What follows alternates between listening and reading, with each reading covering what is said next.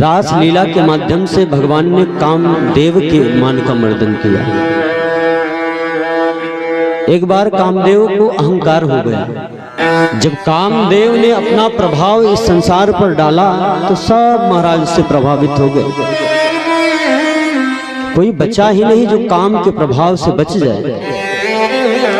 गोस्वामी तुलसीदास जी लिखते हैं, भय काम बस जोगी सतापस आवरण की तो कहे, भय काम बस जोगी सतापस आवरण की तो कहे, देखहि चराचर नारी में जे ब्रह्म में देखत रहे, देखहि चराचर नारी में जे ब्रह्म में देखत रहे।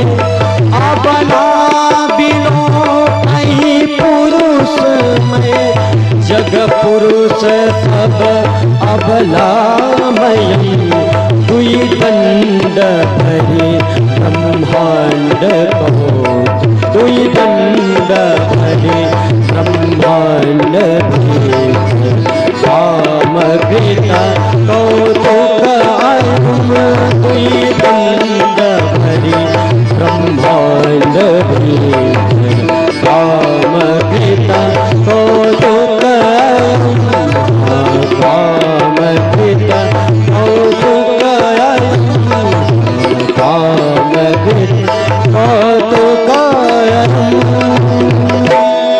धरी न काहू धीर सबके मन मन सिज हरे, जे राखे रघुवीर ते उबरे तेहि काल।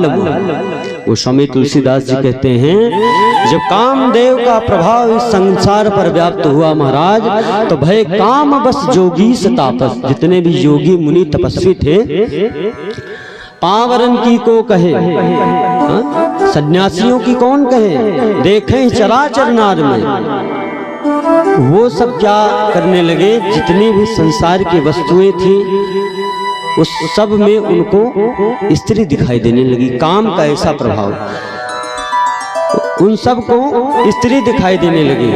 और वो महात्मा अमलात्मा विमलात्मा संत क्या करते थे चराचर जगत में, जे ब्रह्ममय देखत रहे, जो ब्रह्ममय संसार को देखते थे। सिया राम में सब जग जानी, करहु प्रणाम जोर जो पानी, काम के प्रभाव से देखे चराचर नार में जे ब्रह्ममय देखत रहे। और इस संसार के प्राणियों का क्या कहना, अबला बिलो कहीं पुरुष में, जितनी स्त्रियां अबलाएं थी उनको सारे संसार की वस्तुएं लोग सब पुरुष में दिखाई देने लगे। अबला लोग कहीं पुरुष में, जग पुरुष सब अबलामय, और जितने पुरुष से सब स्त्रियां दिखाई देने लगी उनको। दुई दंड बर ब्रह्मांड भीतर काम कृत और कौतुकयम, दुई दंड के समय मात्र में इस पूरे ब्रह्मांड में काम का ऐसा प्रचंड खेल विद्यमान हुआ कि सारे लोग धरी न काहू धीर, कोई धैर्य नहीं धारण कर सका। सबके मन मन सिझरे, कामदेव ने सबके मन को हर लिया। बचा कौन, जे राखे रघुवीर ते, जिन्होंने भगवान रघुवीर की भक्ति की, उनके चरणों में अपने आप को समर्पित कर दिया, उन्हें सब कुछ मान लिया, उभरे तेह काल में, वही इस काम के प्रभाव से उस क्षण में बच पाए, बाकी कोई नहीं बच पाया। अब तो महाराज कामदेव ने जब ऐसा किया तो उसको तो अहंकार हो गया कि मुझसे तो कोई बचा नहीं। एक बार आकाश मार्ग से छाती चौड़ी किए हुए जा रहा था, सामने से नारद जी मिल गए। नारद जी ने कहा, ए कंदर कहाँ जा रहे हो, अर्थात कामदेव कहाँ जा रहे हैं। बोले महाराज जा कहाँ रहा हूँ, कहाँ जाऊं, जहाँ देखता हूँ मेरे से कोई लड़ने वाला नहीं, कोई मेरे समान टिकने वाला नहीं, जिसको देखो वो मेरे वशीभूत हो जाता है। यहाँ तक क्या बताऊं मुनिवर, मेरे सामने तो विश्वामित्र जी भी फेल हो गए, दुर्वासा जी की भी गति नहीं चली, मेरे प्रभाव से ब्रह्मा जी भी नहीं बचे, कोई बचा ही नहीं महाराज। जो मुझसे जीत जावे। अब जब ब्रह्मा जी का नाम लिया तब महाराज नारद जी का तो माथा ठनका, क्योंकि उनके पिता ब्रह्मा जी। बोले इसको अभिमान हो गया है, अब इसके अभिमान को दूर करना होगा। बोले सुनो इंद्र, मैं तुम्हें विश्व विजेता का खिताब तब दूंगा जब तुम कृष्ण को जीत लो। बोले कृष्ण कौन है? बोले तुम्हारे बाप है। हाँ। बोले बाप? बोले हाँ, वो वृंदावन में रहता है, हजारों हजारों गोपियों के साथ, उन्हीं के बीच में वो ताता थैया करता फिरता है, 7 साल का है अभी। उसको जीत लो तब मैं जानू तुम विश्व विजेता हो। तब तो इंद्र ने कहा अच्छा अच्छा, मतलब बड़े बड़े जोगी मुनि मुझसे बचे नहीं, 7 साल का छोरा ये मुझसे जीतेगा? ठीक है महाराज, देख लूंगा। और महाराज आज कामदेव चला है भगवान के पास, भगवान के सामने प्रकट हुआ और बोला सुनो मैं तुमसे युद्ध करना चाहता हूँ, करोगे? बोले मुझे तुम्हारा ही इंतजार था, अभी तक मेरी लीला जो मुख्य लीला है तुम्हारी वजह से ही बाधित थी, अब तुम आ गए हो, मुझे तुम्हारा ही इंतजार था। तो ये बताओ तुम कैसे युद्ध करोगे? बोले मतलब? बोले ये बताओ तुम किला बंदी का युद्ध करोगे कि मैदाने जंग करोगे? बोले इसका क्या मतलब होता है? बोले देखो भैया, किला बंदी का युद्ध है, पहले अपने अस्त्र शस्त्र से सुसज्जित हो जाओ, अपनी सेना सहित आ जाओ, पूरा एकदम व्यवस्थित होकर के तब फिर आओ, उससे युद्ध करो। और यदि मैदाने जंग करना चाहते हो तो इधर तुम इधर हम, हाथ मिलाओ और हो जाए दो हाथ महाराज। तब सोचा ये इतना साहस से कह रहा है 7 साल का बालक, और नारद जी ने कहा है तो कोई ना कोई तो बात होगी, फंसूंगा नहीं। बोले नहीं नहीं, मैं किले बंदी का युद्ध करूंगा। बोले ठीक है। तो बोले लेकिन ये युद्ध होगा कब? तो भगवान ने कहा बस आने वाली शरद पूर्णिमा की अर्धरात्रि को यमुना के तट पर बंसी वट पर तुम आ जाना, वहां हजारों हजारों गोपियों के साथ मैं अकेला पुरुष हूंगा, और तुम अपने पूरे अस्त्र शस्त्र के साथ आ जाना, अपनी तैयारी के साथ आ जाना, मैं तुम्हें निमंत्रण दे रहा हूं। जा। आज भगवान ने निमंत्रण दे दिया और बंधु कामदेव जी चले गए। आज वो पावन पर्व आया है महारास लीला का, आज वो पुण्य दिन आया है। श्री सुखदेव जी महाराज परीक्षित से कहते हैं राजन, शरद पूर्णिमा की अर्धरात्रि में भगवान ने रास लीला की, और रास लीला के माध्यम से भगवान ने कामदेव के मन का मर्दन किया।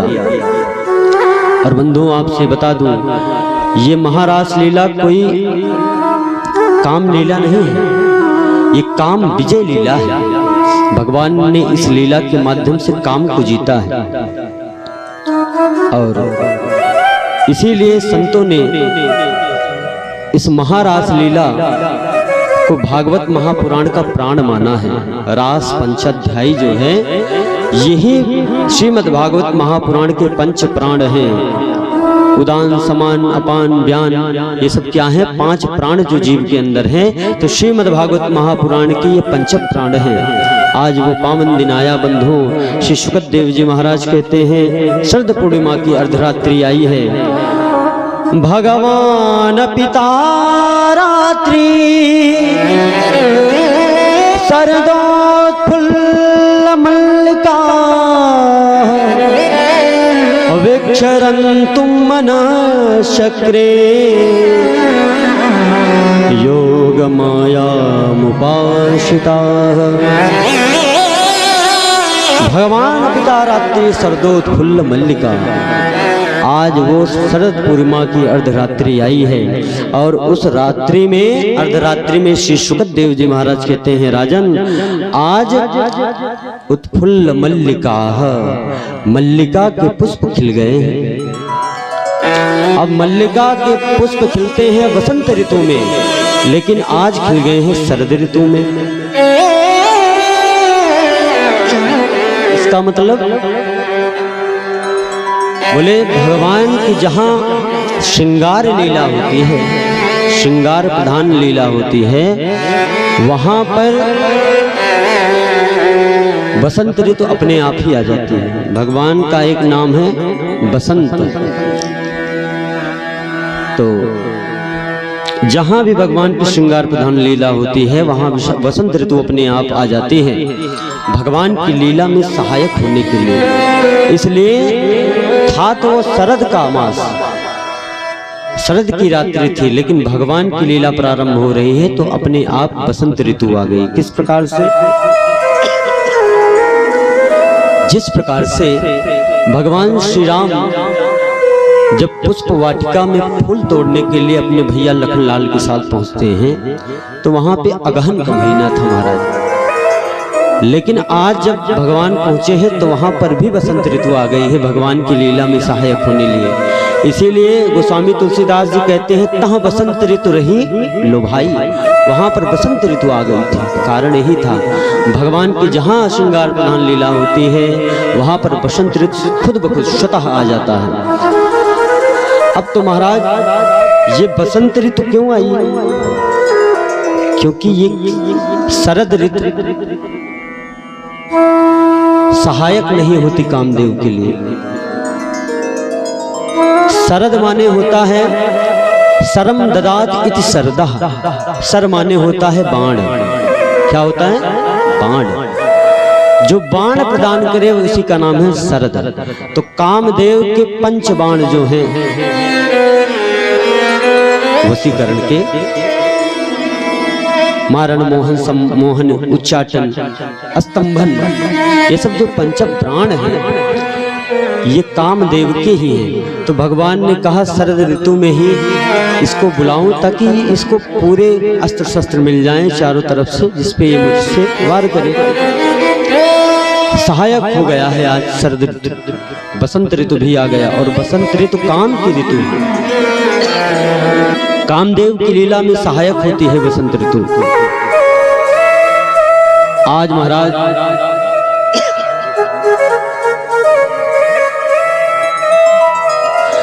आज वो पावन रात्रि आई, शरद ऋतु में बसंत ऋतु का आपेक्ष हुआ और भगवान ने आज अपनी वेणु निनाद की है और वेणु निनाद के माध्यम से भगवान आज मानो महारास लीला में गोपियों को आमंत्रित कर रहे हैं। निशम्य गीतम तदनंग वर्धनम ब्रज स्त्रिया कृष्ण गृहीत मानसा निशम्य गीतम तदनंग वर्धनम ब्रज स्त्रिया कृष्ण गृहीत मानसा आजगमुरन्यो नमलक्षितो सा यत्र कान्तो जबलोलकुण्डला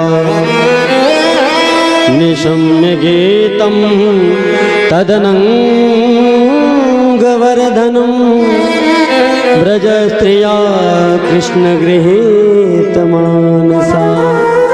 प्यार से बोलो जय श्री कृष्ण।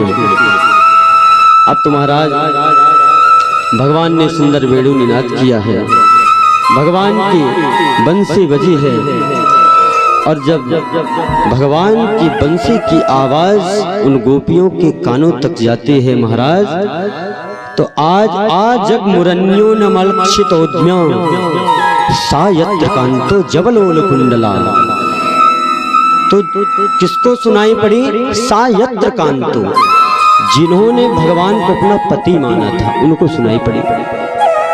जिन्होंने कात्यायनी मैया का व्रत किया था, कल आपको बताया था कि गोविंद हमें पति रूप में प्राप्त हो, और जिनका चीर हरण किया था यमुना किनारे, आज उन्हें ही बंसी सुनाई पड़ी।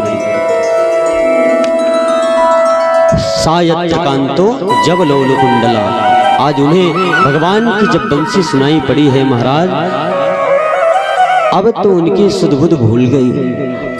कोई गोपी तो अपने पति को भोजन करवा रही है, अब महाराज पति देव जी चिल्ला रहे हैं, अरे देवी रोटी लाओ रोटी।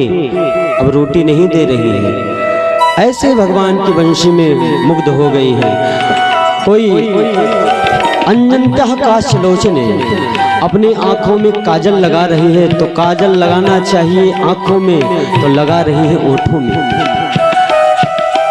कोई वस्त्र धारण कर रही है, अलंकार कर रही है, तो जो अलंकार जहां धारण करना चाहिए वो अस्त व्यस्त अलंकार पहन रही है। महाराज सबकी सुध-बुध भूल गई है और भगवान की बंसी सुन करके आज गोपियां परम बेचैन हुई हैं। और एक कवि लिखते हैं बड़ा भाव कि बंसवा के बंसी होई गए, गोपियां कहती हैं काल मोरी गुइया रे, बंसवा के बंसी होई गए काल मोरी गुइया रे, जरी गौनी जियरा के जंजाल मोरी गुइया रे, जरी गौनी जियरा के जंजाल मोरी गुइया रे। गोपियां कहती हैं सखी ये कन्हैया की बंसी तो हमारे जी को जलाने वाली है, हमारे जी की जंजाल बन गई है। हाँ जरी गौनी जियरा के जंजाल मोरी गुइया रे, जरी गौनी जियरा के जंजाल मोरी गुइया रे। वो क्या कहती हैं कि ये बंसी हमारी सौतन हो गई है, हमें तो अपने से दूर किए रहते हैं, इसको सदा अपने पास चिपकाए फिरते हैं। कहती है संग संग डोले नित छोड़े न संगरिया, संग संग डोले छोड़े न संगरिया, संग संग डोले नित छोड़े न संगरिया, संग संग डोले नित छोड़े न संगरिया, कबहू करे सोहरी कबहू कमरिया, कबहू करे सोहरी कबहू कमरिया, ओठवा पे करत है, ओठवा पे करत कमाल मोरी गुइया रे, जरी गौनी जियरा के जंजाल मोरी गुइया रे, जरी गौनी जियरा के जंजाल मोरी गुइया रे, जरी गौनी जियरा के जंजाल मोरी गुइया। जय हो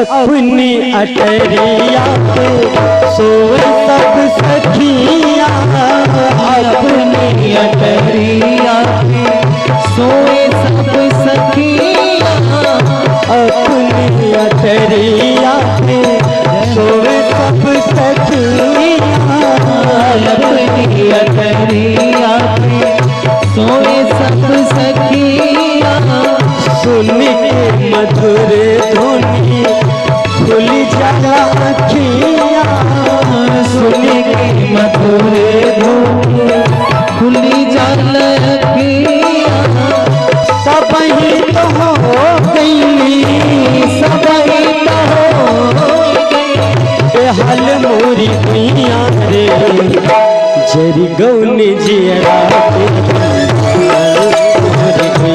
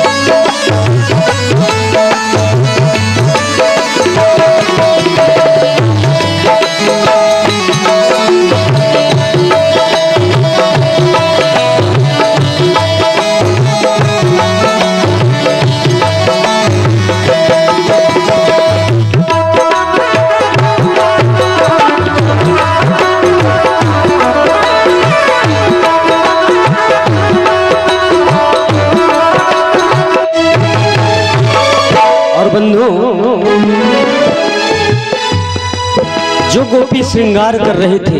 अब जरा उस पर ध्यान दे, कैसे श्रृंगार कर रही है। हाथे माँ में हावर दुइनो मांगे मंगुरावा, हाथे माँ में हावर दुइनो आँखी मंगुरावा। मेहावर कहाँ लगाती है देवी? पैर में मेहावर, और आंखों में क्या लगाती है? काजल। और यहाँ क्या लगा दिया? इंगूर। अरे हाथे माँ में हावर दुइनो आँखें माँ इंगुरावा, हाथे माँ में हावर दुइनो आँखें माँ इंगुरावा। अरे पैरन माँ बिंदी दी मांगी माँ कजरावा, पैरन माँ बिंदी मांगी माँ कजरावा, पैरन माँ बिंदी दी मांगी माँ कजरावा, पैरन माँ बिंदी मांगी माँ कजरावा। अरे टिकुली लगाई, टिकुली टिकुली लगाई हाल मोरी गुतिया जरी गौनी जियरा के जंजाल रे, जरी गौनी जियरा के जंजाल मोरी गुतिया रे। पैसा बात बंसी हो गई काल मोरी गुतिया रे, पैसा बात बंसी हो गई काल मोरी गुतिया रे। जरी गौनी जियरा के जंजाल मोरी गुतिया रे, जरी गौनी जियरा के जंजाल मोरी। और बंधुओं अगला श्रृंगार देखिए। एक कान बेली एक कान में झुलनिया, एक कान बेली एक कान में झुलनिया। एक कान में बेंदी, बेंदी यहाँ पहनती है ना। एक कान बेंदी एक कान में झुलनिया, एक कान बेंदी एक कान में झुलनिया। नकिया में बाला पहने, नाक में बाला पहन लिया जो कान में पहनना चाहिए। नकिया में बाला बड़ी कर धनिया, नकिया में बाला पहने बड़ी कर धनिया, नकिया में बाला पहने बड़ी कर धनिया। हरवा से गुथैला दी, हरवा से गुथैला, हरवा से गुथैला दी, हरवा से गुथैला दी मोरी गुइया रे।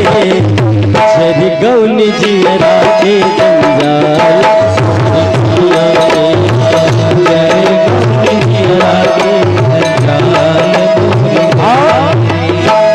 लहंगा के ओढ़ली, लहंगा कहाँ पहना जाता है? नीचे, उसको ओढ़ली। अरे लहंगा का ओढ़ली पहिरी ओढ़निया, लहंगा का ओढ़ली पहिरी चुनरिया, लहंगा का ओढ़ली पहिरी ओढ़निया, लहंगा के ओढ़ली पहिरी ओढ़निया। ककही मुँह देखे, ककही मन कंघी, अरे ककही मुँह देखे मन कर पड़िया, ककही मुँह देखे मन कर पड़िया। अरे चोलिया कपनई, चोलिया कपनई, अरे चोलिया कपनई, चोलिया कपनई। अरे रुमाल मोरी गुइया रे, जरी गौनी जियरा के जंजाल जरी गौनी जियरा के जंजाल के बंसी होई गे, बसवा के बंसी होई गे, काल मोरी भैया रे जरी गौनी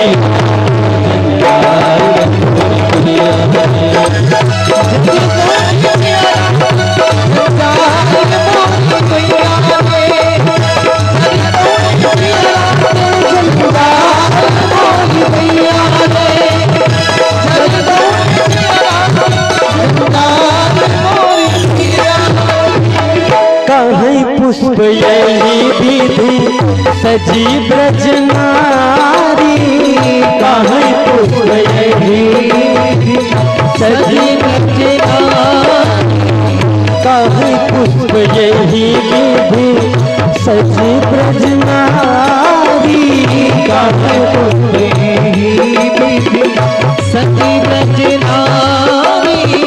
पहुँची तो दिहले मुस्काने बनवारी, पहुँची तो दिहले मुस्काने बनवारी।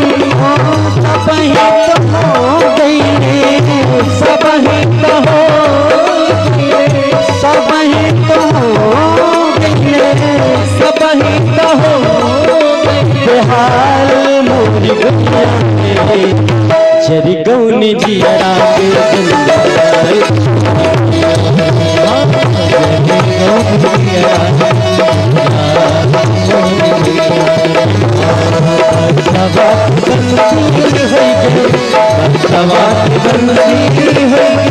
काल मोरी भैया रे जरी गौनी जियरा के जंगल,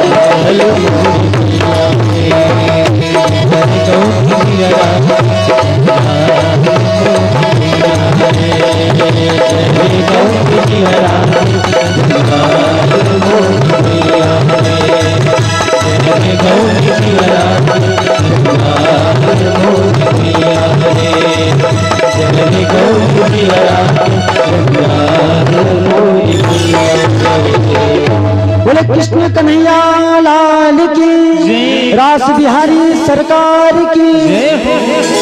भजन अच्छा लगा, क्या बात है। तो बंधु इस प्रकार से अस्त व्यस्त वस्त्र धारण करके आज गोपियां चलती हैं, और चलने से पहले उनके घर वालों ने उन्हें रोका। जब वो रात में बंसी बजी तो सब इतनी बेचैन हो गई, भगने लगी।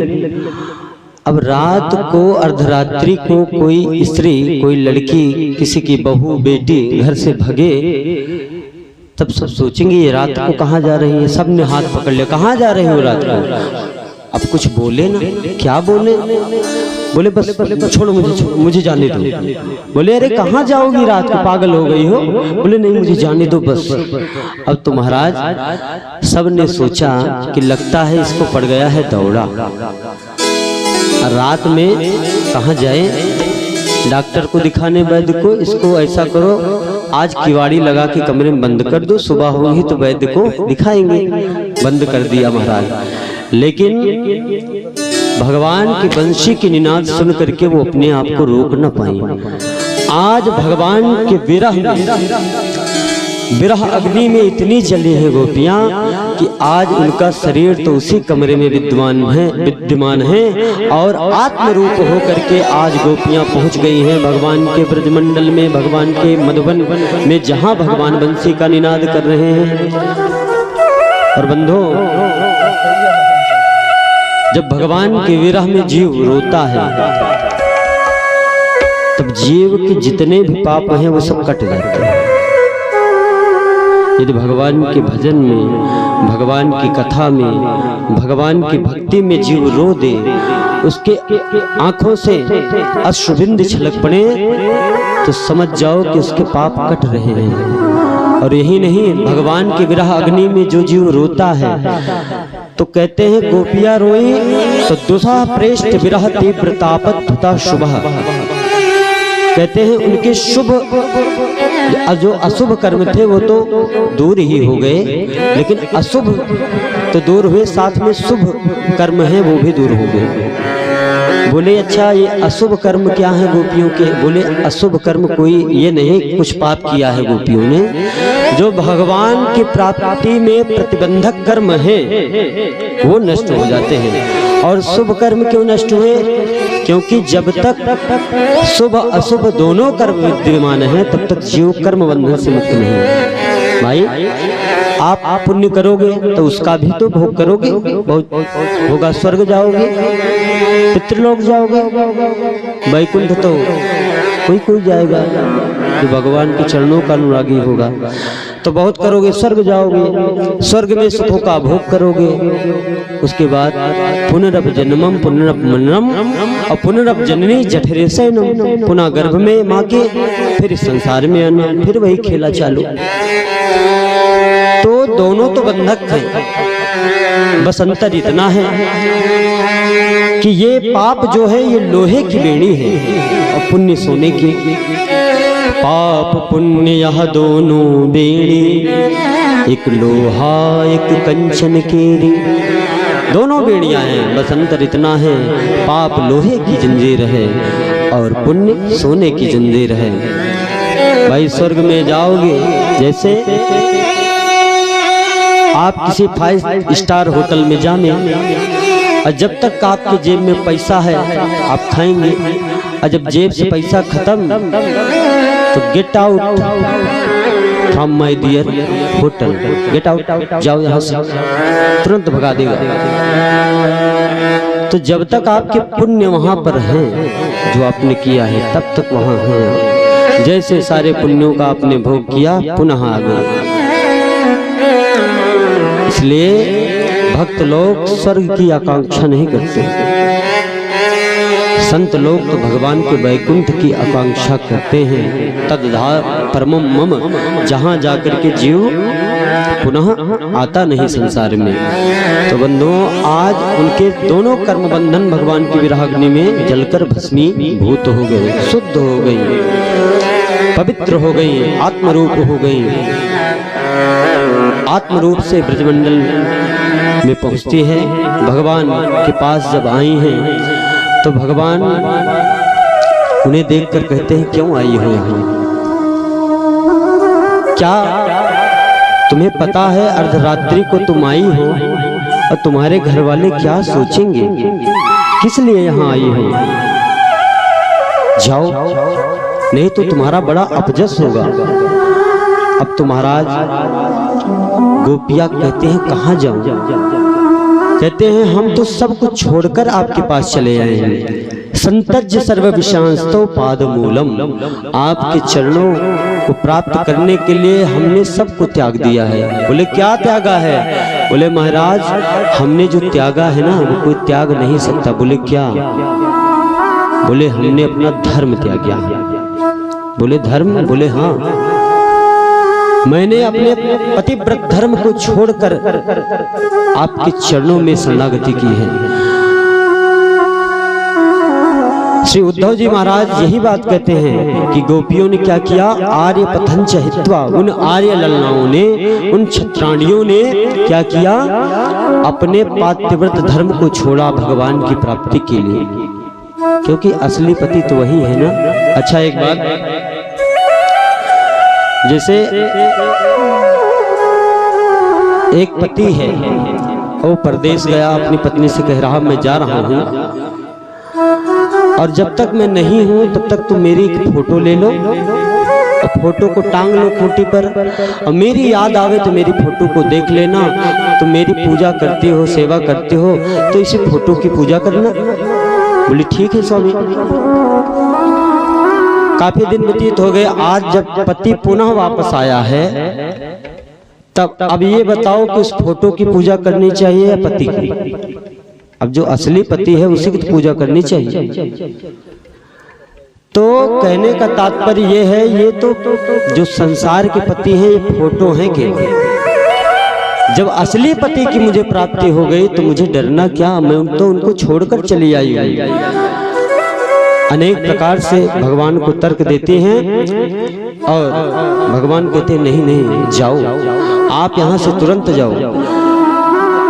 अगर इस शरद पूर्णिमा की अर्धरात्रि में जो चंद्रमा निकला है इसकी शोभा देखने आए हो तो कोई बात नहीं, देख लिया हो तो जाओ।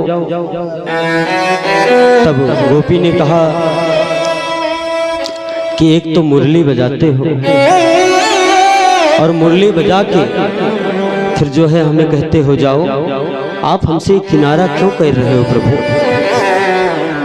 मुरली बजा के मोहना, गोपियाँ कहती हैं मुरली बजा के मोहना क्यों कर लिया किनारा, मुरली बजा के मोहना क्यों कर लिया किनारा, मुरली बजा के मोहना, मुरली बजा के मोहना क्यों कर लिया किनारा, मुरली बजा के मोहना क्यों कर लिया किनारा, मुरली बजा के मोहना क्यों कर लिया किनारा, और अपनों से हाय कैसा, अपनों से हाय कैसा व्यवहार है तुम्हारा, अपनों से हाय कैसा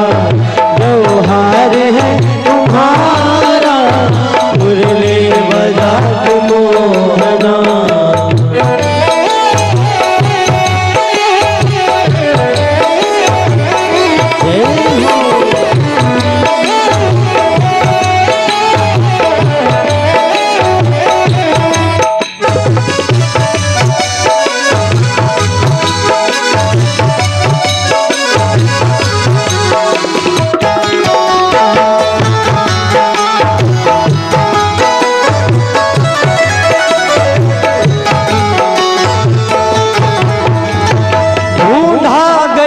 गली में हो जा डगर डगर में, ढूंढा गली गली में हो जा डगर डगर में, ढूंढा गली गली में हो जा डगर डगर में, ढूंढा गली गली हो जा डगर डगर में, मन में यही लगन है, मन में यही लगन है कि दर्शन मिले दोबारा, मन में यही लगन है दर्शन मिले दोबारा, अरे अपनों से हाय कैसा करना, अपनों से हाय कैसा व्यवहार है तुम्हारा, अपनों से हाय कैसा व्यवहार है तुम्हारा, मुरली बजा के मोहना।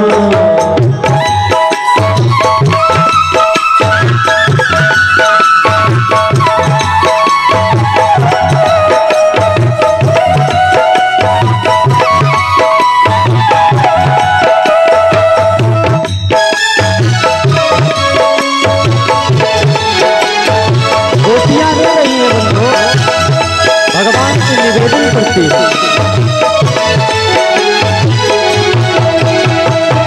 मधुबन तुम ही बताओ मोहन कहाँ गए हैं, मधुबन तुम ही बताओ मोहन कहाँ गए, मधुबन तुम ही बताओ मोहन कहाँ गए हैं, मधुबन तुम ही बताओ मोहन कहाँ गए, और अरे कैसे झुलस गया है, कैसे झुलस गया गया कैसे झुलस गया है कोमल बदन तुम्हारा, कैसे झुलस गया कोमल बदन तुम्हारा, अपनों से हाय कैसा व्यवहार है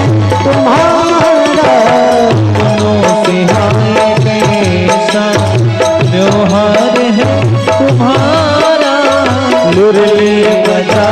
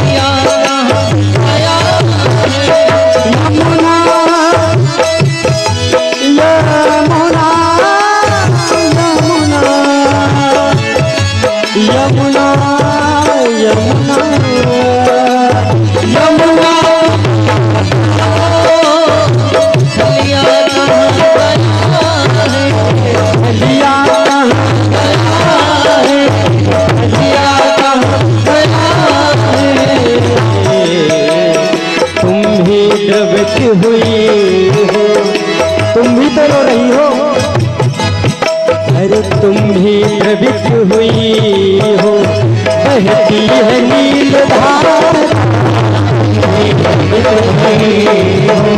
बहती है नील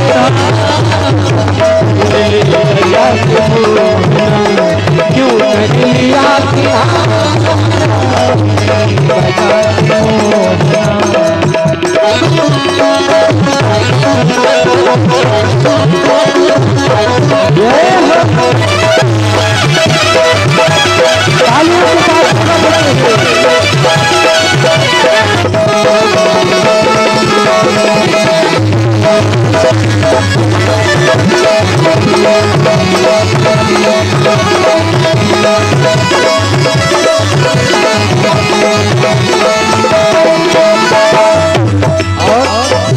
दुनिया कहे दीवानी, पागल कहे जमाना, दुनिया कहे दीवानी, पागल कहे जमाना, पागल कहे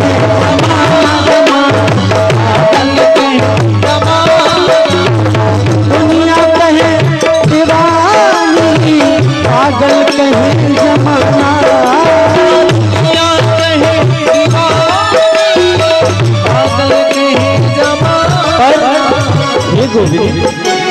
पर तुमको भूल जाना, जाना पर तुमको भूल जाना, पर तुमको भूल जाना, अरे हमको नहीं हमको नहीं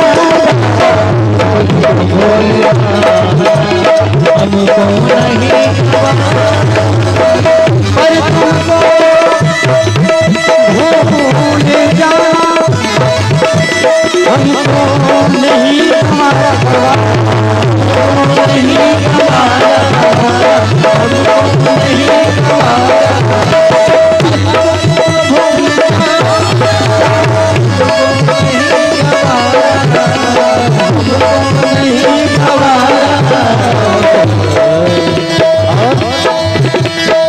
अपनों से हाय कैसा, अपनों से हाय कैसा, और व्यवहार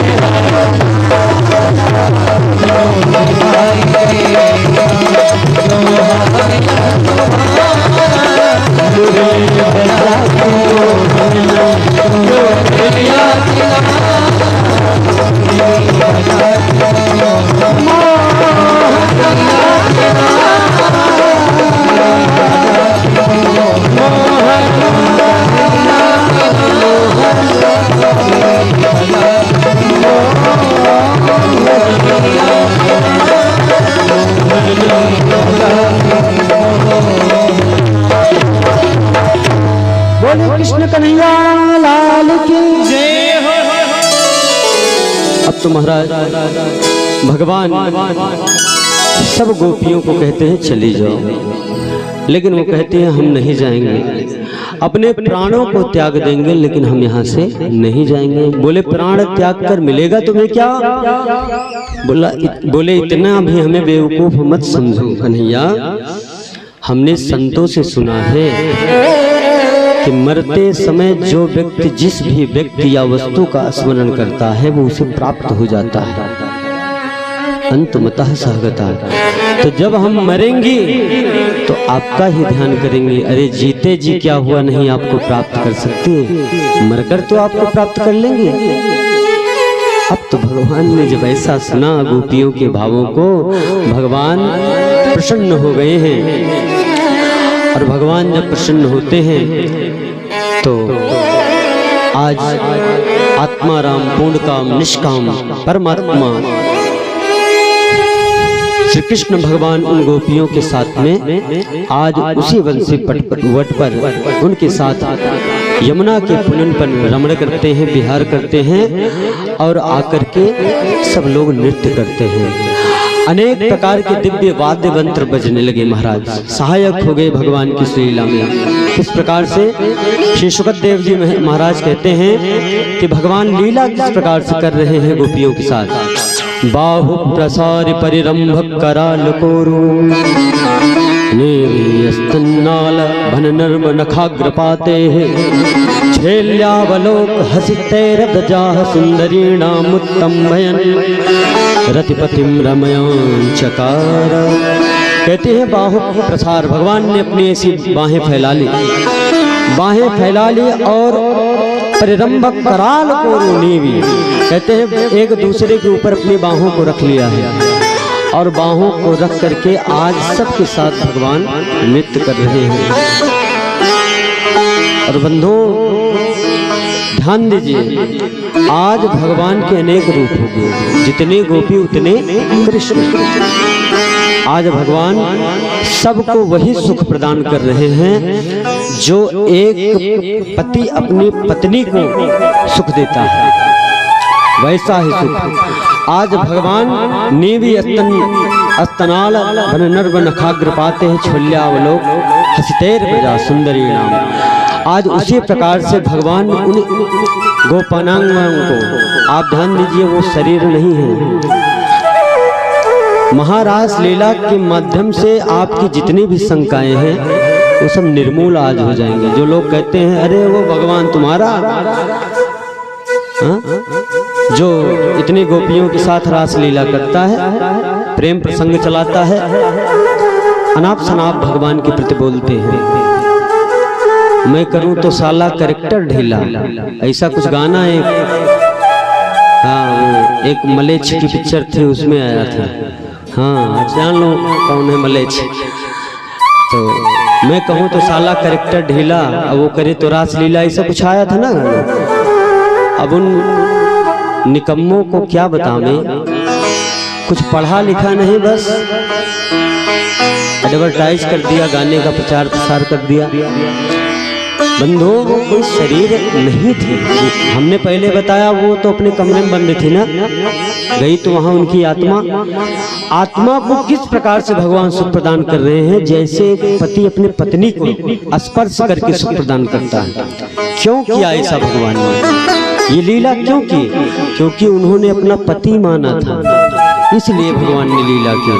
और भगवान कहते हैं कि भक्त मुझको जिस प्रकार से भी चाहेगा मैं उसी प्रकार से उसे मिलूंगा। यदि मुझे अपना मित्र मानेगा तो मैं मित्र बन जाऊंगा, शत्रु मानेगा तो शत्रु बन जाऊंगा, पुत्र मानेगा तो पुत्र बन जाऊंगा, पति मानेगा तो पति बन जाऊंगा। भगवान ने सिद्ध करने के लिए लीला की।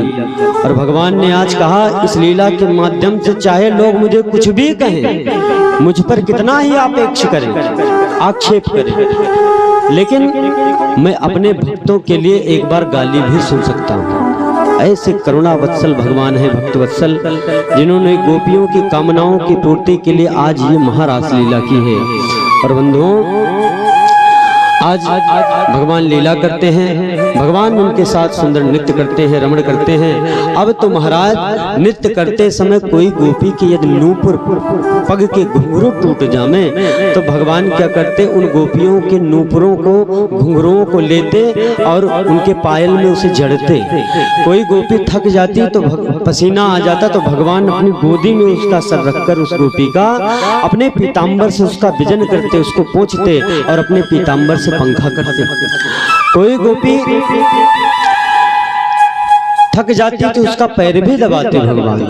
ऐसी दिव्य लीला है महाराज। अब तो गोपियों को हो गया अहंकार।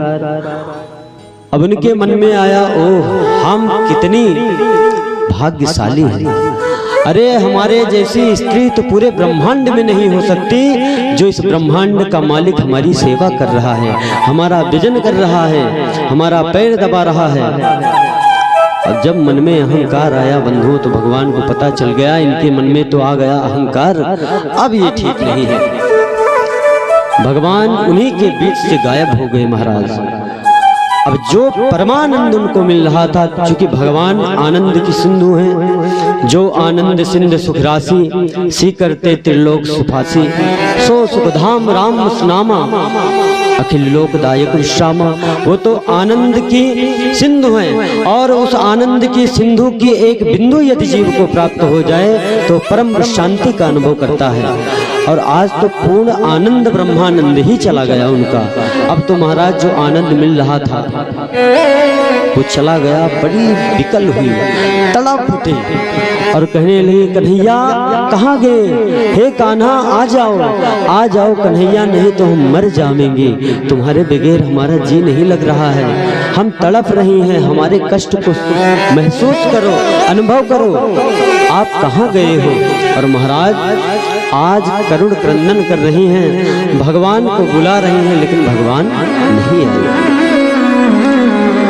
आज कहते हैं कन्हैया तू नहीं आएगा ना, तो तुझे पता नहीं है हम अभी यमुना किनारे जा करके वहीं में डूब मरेंगे, अपने प्राणों का त्याग कर देंगे अगर तू नहीं आया। विभिन्न प्रकार की ऐसी बातें जब की हैं तो उन्होंने कहा कन्हैया अब जब हम सबने सब कुछ त्याग दिया और आपकी शरण में आई हैं तो आप भी हमको छोड़ के चले गए, हमारा कौन है तुम्हारे सिवा? अब तो हमें अपने घर वाले भी स्वीकार नहीं करेंगे, इसलिए कन्हैया आ जाओ। और महाराज आज यमुना के तट पर जाते हैं और भगवान की विरह में मधुर गोपी गीत गाते हैं, विरह गीत, और भगवान का आवाहन करते हैं कन्हैया आ जाओ, और गोपी गीत गाते हैं। आइए हम सब भी इस गोपी गीत को श्रवण करें। जयते तेधिकं जन्मना ब्रजा शयते इंद्रिया शाश्वतगृहे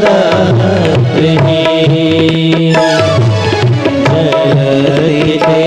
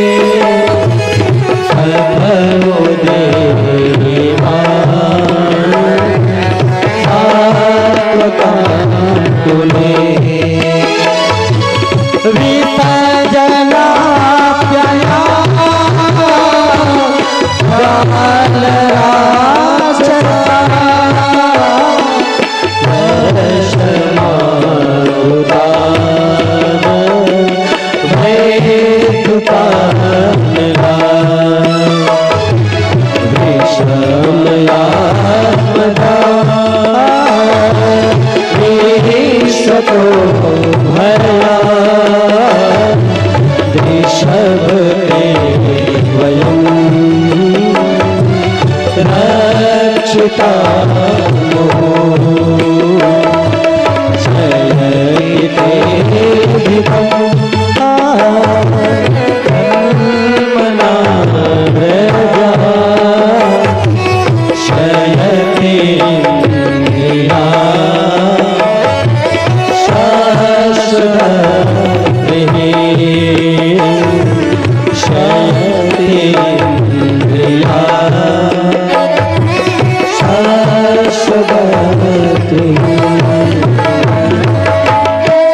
बोले कृष्णचंद्र भगवान के। अब तो महाराज सुंदर गीत गाते हैं गोपियां, और सुंदर गीत के माध्यम से भगवान को कहते हैं कन्हैया हमें अपने दुख का दुख नहीं है केशव, हमें तो इस बात का दुख है कि आपके इतने कोमल कोमल चरण हैं और इन कोमल चरणों से आप इस मधुबन के कंकरीले पथरीले रास्तों से होकर विचरण कर रहे होंगे। कहीं आपके पैरों में व्रण ना हो जाए, कहीं आपके पैरों में कंटक ना लग जाए, चोट ना आ जाए आपके पैरों को, इससे हमें कष्ट होता है। इसलिए हे गोविंद हमें ये दुख नहीं है कि आप हमसे दूर गए हैं, हमें तो ये दुख है कि आपको कहीं कोई कष्ट ना हो। क्योंकि हे माधव हे गोविंद जब हम अपने आपके चरणों का ध्यान करते हैं ना, तो आपको पता है हम अपने वक्षस्थल पर कुमकुम केसर चंदन कपूर इत्यादि का लेपन करते हैं अपने वक्ष पर, वक्षस्थल पर, क्योंकि हम सोचते हैं कि कहीं हमारे वक्ष स्थल की कठोरता कहीं आपके कोमल कोमल चरणों को कष्ट ना पहुंचाए, क्योंकि आपके चरण इतने कोमल हैं कि हमारे वक्ष स्थल की कठोरता को झेल नहीं पाएंगे। इसलिए हे प्रभु जब हम आपके चरणों को अपने हृदय में पधराते हैं तो अपने वक्ष स्थल पर कुमकुम केसर हल्दी और कपूर इत्यादि का लेपन करते हैं। ऐसा भाव गोपियों का। अब तो महाराज जब भगवान ने सुना कि ये तो उच्चतम शिखर है प्रेम का, जब प्रेमी को अपने दुख की अनुभूति ना रहे, अपने प्रियतम के सुख या दुख के आगे, तो समझो वो प्रेम की उच्च अवस्था है। आज गोपियों का जब ऐसा कहना हुआ, तुरंत भगवान उन्हीं गोपियों के मध्य में आज प्रकट हो गए हैं। और महाराज जब गोपियों के मध्य में प्रकट हुए, अब तो सबने गोविंद को चारों तरफ से घेर लिया है, सब प्रसन्न हुई हैं और भगवान आज सबके साथ महारास लीला आरंभ करते हैं। पुनः सारी गोपिकाएं जो हैं आज भगवान का हाथ पकड़कर अपनी चुनरी लेकर जाती हैं, बिछाती हैं और भगवान से विभिन्न प्रकार के प्रश्न करती हैं। कहती हैं कन्हैया ये बताओ तुम किस प्रकार के प्रेमी हो, कैसे प्रेमी हो, हमसे कितना प्रेम करते हो।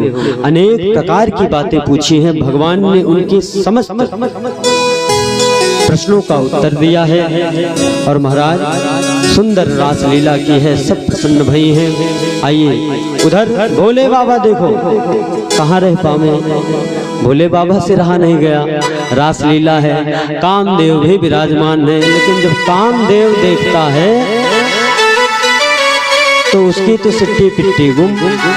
अब वो देखता है कि यहाँ तो कोई शरीर रूप में है या नहीं है, सब आत्म रूप।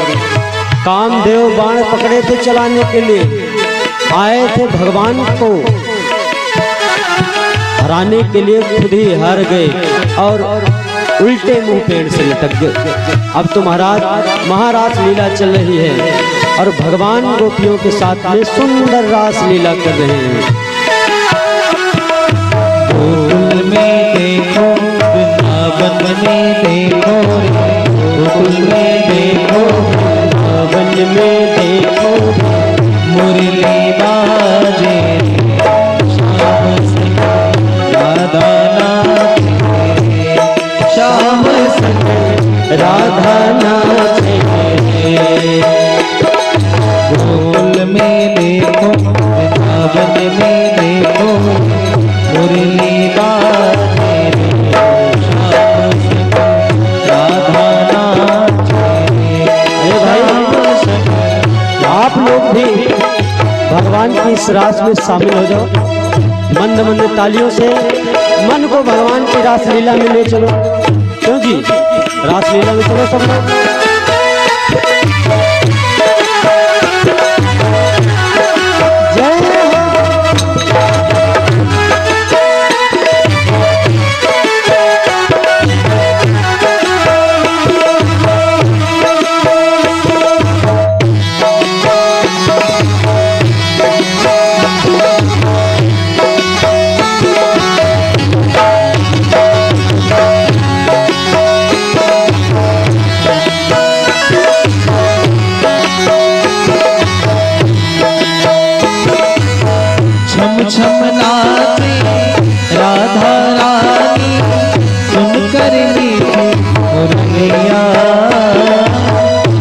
छम नाचे राधा रानी सुन के मीठे मुरलिया।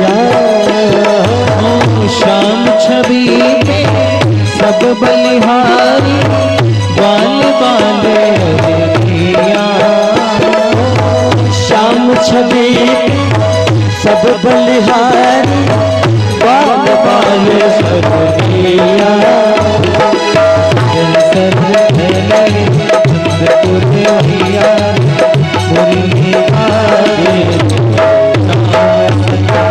राधा श्याम संग राधा नाचे।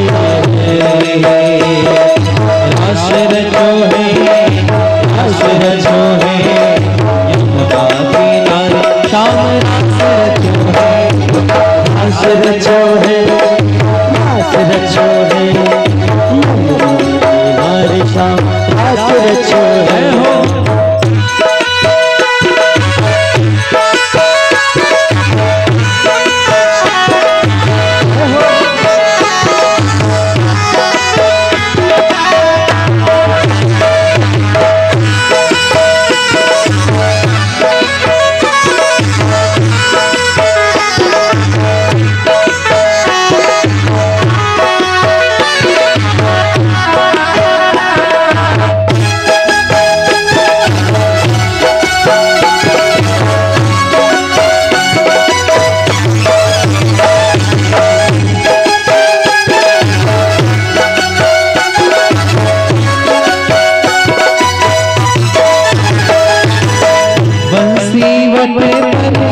यमुना तट पर कान्हा रास रचाए।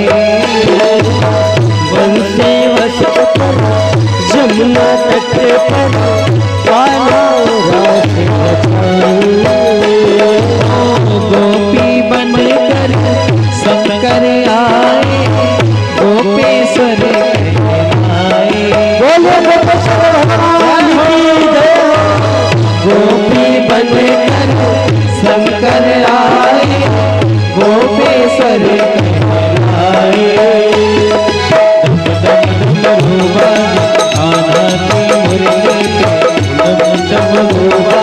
खाना की मुरली सब जगना से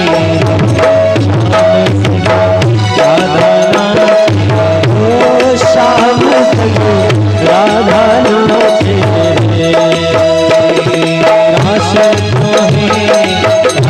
रचो है यमुना किनारे। श्याम रास रचो है रास रचो है यमुना किनारे। श्याम रास रचो है रास रचो है यमुना किनारे। श्याम रास रचो है रास रचो है यमुना किनारे। श्याम रास रचो है रास रचो है रास रचो है यमुना किनारे। श्याम रास रचो है रास रचो है यमुना किनारे। श्याम रास। बोले कृष्ण कन्हैया लाल की जय। बोले रासेश्वर भगवान की जय। अब तो महाराज सुंदर रास हुआ। उस रास में भगवान शंकर भी पधारते हैं, गोपी का रूप धारण करते हैं। और तभी से भगवान शंकर का एक रूप वृंदावन में है गोपेश्वर महादेव के नाम से। बोले गोपेश्वर महादेव की जय।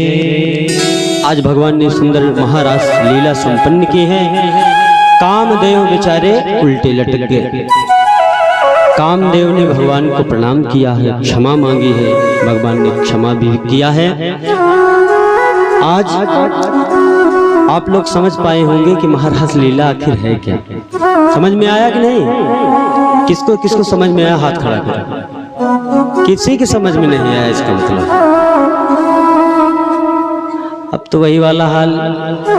एक पंडित जी बेचारे कथा सुना और एक बूढ़ी अम्मा बैठी थी और पंडित जी कथा सुनावे तो बूढ़ी अम्मा रोज रोवे, खूब रोवे। आज पंडित जी सोचे कि लगता है यही सबसे सही मन से कथा सुन रही हैं, अच्छे मन से, इनको कथा समझ में आ रही है, भाव में रो रही है। एक दिन पंडित जी पूछने लगे कि माई ये बतावा, आप भगवान की कथा सुनत हो तो रोवत हो गए? तो कहीं भैया हम पंडित जी कथा सुन के तोहार नहीं रोए। तो बोले तो कहीं पंडित जी हमरे घरा एक पणवा रहा और इसे चिल्लात रहा रोज है, और कलिए मर गए पंडित जी। हम सोचे तू चिल्लात है तू न मर जाए। तो वही बात है कि आप लोगों को मैं कथा सुना रहा हूँ और खूब प्रेम से सुन रहे हो। कह रहा हूँ समझ में आया, हाथ खड़ा करो। तो कोई नहीं, ऐसे हाथ किया है कि बंद गया है हाथ। समझ में आया? अभी भी आवाज नहीं। बोले सियावर रामचंद्र के। अब हाथ उठ गया।